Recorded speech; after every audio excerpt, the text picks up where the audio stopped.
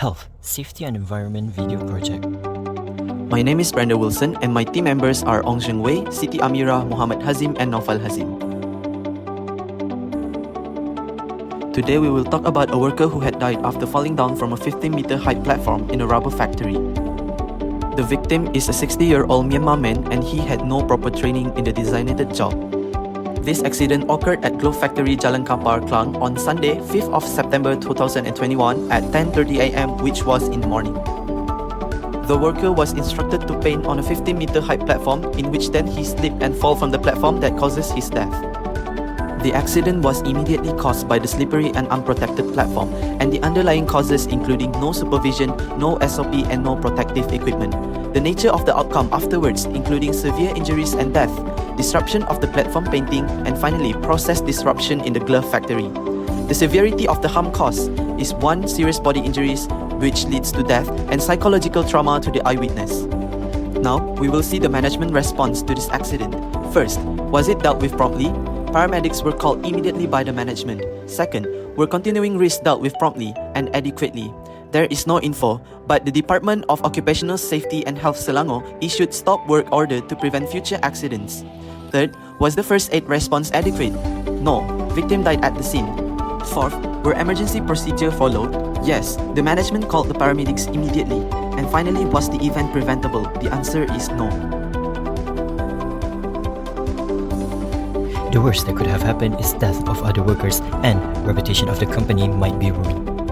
But it was prevented due to it being individual actions. The victim acted by himself and closed area without exposure to the public. If we see from this accident, how often could such an event occur or the recurrence potential? It actually depends on how many workers are assigned to work at high unprotected platforms without SOP, supervision and protective gears. If strict prevention measures are taken, low recurrence potential. If little to no actions taken, there will be high recurrence potential as the accident will be more common. The severity potential including causing the death of the victim and psychological trauma to the eyewitness and other workers. The potential to other people or population potential including victim's family, other workers in the factory, employer in the factory, or maybe possible visitors or clients. Firstly, some actions need to be prioritized to mitigate the risk, such as railing and signage should be placed properly. Other actions such as repair or code slippery platform for anti-slipping and implementation of strict SOP should also be prioritized. Next, risk assessment and safety statement should be enhanced by reviewing and updating it back. Detailed hazard analysis should also be done to ensure that any possible cause of the accident can be avoided. After that, there are some strategies to improve the condition of workplace health and safety. Those are by conducting a risk assessment, implement strict SOP and frequent practice of ERP, and increase the number of supervisions. Other methods include by providing more training, especially to the new workers, supply adequate and well-functioning PPE for workers, and to report all possible hazard to the employers in order to get it fixed. Lastly, by leveraging the VR technology, the incident can be avoided and the consequences can be minimized. This is because no physical contact in site is required, ensure a safe training and working process, and future prevention can be done with post-incident analysis using VR. Other benefits include by providing remote workplace inspections and maintenance and easy hazard identification.